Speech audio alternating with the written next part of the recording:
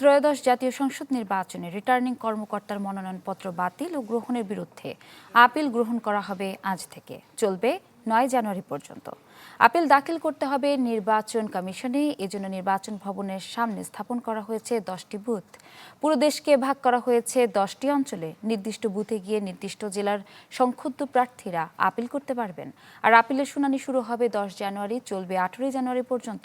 প্রধান নির্বাচন কমিশনার সহ অন্যান্য কমিশনাররা দাখিল হওয়া আপিল নিষ্পত্তি করবেন।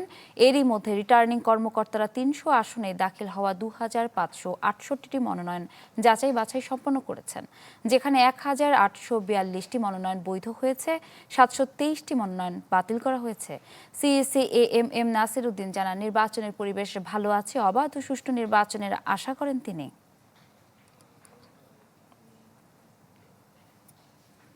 Please allow us some time, তাই না? আমরা we are try our best. দেখতেছেন তো আপনারা এখন ধরেন যখন নমিনেশন ফাইল করে অনেক লোক গিয়ে হাজির হয়, রিটার্নিং অফিসারের ওখানে অনেক একটু ভিড় হয়, কিন্তু it will all be over ইনশাল্লাহ। আমরা এখনো কনভিন্সড যে আমরা একদম একটা ফেয়ার অ্যান্ড ক্রেডিবল ইলেকশন ইনশাল্লাহ দিতে পারবো। চিন্তা করবেন না, সবার সহযোগিতা নিয়ে ইনশাল্লাহ। এ নিয়ে আরও জানাতে নির্বাচন কমিশন থেকে যোগ দিচ্ছেন সহকর্মী আশিকিন প্রিন্স। প্রিন্স, আজ থেকে আপিল শুরু, কটা নাগাদ আপিল শুরু হবে এবং বিস্তারিত জানাবেন আমাদের।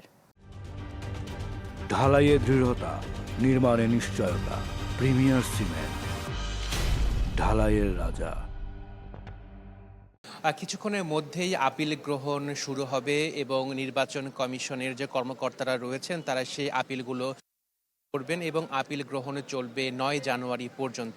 ইফসাদ, আপনাকে জানিয়ে রাখি যে 300 সংসদীয় আসনে 2568টি মনোনয়ন যাচাই বাছাই করেছে রিটার্নিং কর্মকর্তারা। এর মধ্যে 1842টি মনোনয়নপত্র বৈধ বলে ঘোষণা করা হয়েছে এবং 723টি বাতিল বলে ঘোষণা করা হয়েছে। তো রিটার্নিং কর্মকর্তার এই সিদ্ধান্তের বিরুদ্ধে কোনো সংক্ষুব্ধ প্রার্থী বা পক্ষ আপিল করতে পারবে এবং নির্দিষ্ট প্রক্রিয়াতে নির্দিষ্ট ফরম্যাটে মূলত নির্বাচন কমিশন বরাবর এসে আপিলটি ফাইল করতে হবে। এরই মধ্যে নির্বাচন ভবনের সামনে যে খোলা প্রাঙ্গণ রয়েছে সেখানে বুথ স্থাপন করা হয়েছে। পুরো দেশকে 10টি অঞ্চলে ভাগ করা হয়েছে। 10টি অঞ্চলে ভাগ করে 10টি বুথ স্থাপন করা হয়েছে, যেখানে নির্দিষ্ট এলাকার নির্দিষ্ট সংক্ষুব্ধ প্রার্থীরা কিন্তু সেই বুথে গিয়ে তারা আপিলটি দায়ের করবেন এবং 10 জানুয়ারি থেকে 18 জানুয়ারি পর্যন্ত এই আপিলের শুনানি হবে, অর্থাৎ আপিলগুলো নিষ্পত্তি করবেন প্রধান নির্বাচন কমিশনার সহ অন্যান্য কমিশনাররা। তো কিছুক্ষণ আগে প্রধান নির্বাচন কমিশনার এই যেখানে আপিলটি গ্রহণ করা হবে তিনি সে এলাকা পরিদর্শন করেছেন এবং তিনি আমাদের সাথে কথা বলেছেন। তিনি বলেছেন যে এখন পর্যন্ত নির্বাচনের পরিবেশ ভালো। একই সাথে তিনি উল্লেখ করেছেন যে সবার সহযোগিতায় আগামী ত্রয়োদশ জাতীয় সংসদ নির্বাচন তারা অবাধ, সুষ্ঠু এবং নিরপেক্ষ করতে পারবেন বলে তিনি প্রত্যাশা করছেন এবং সেটি নির্বাচন কমিশনও বিশ্বাস করে। তো মূলত এই ছিল সর্বশেষ তথ্য আমার কাছে। প্রিন্স, ধন্যবাদ আপনাকে। দর্শক, নির্বাচন কমিশন থেকে আমাদের সাথে যুক্ত ছিলেন আশিকিন প্রিন্স।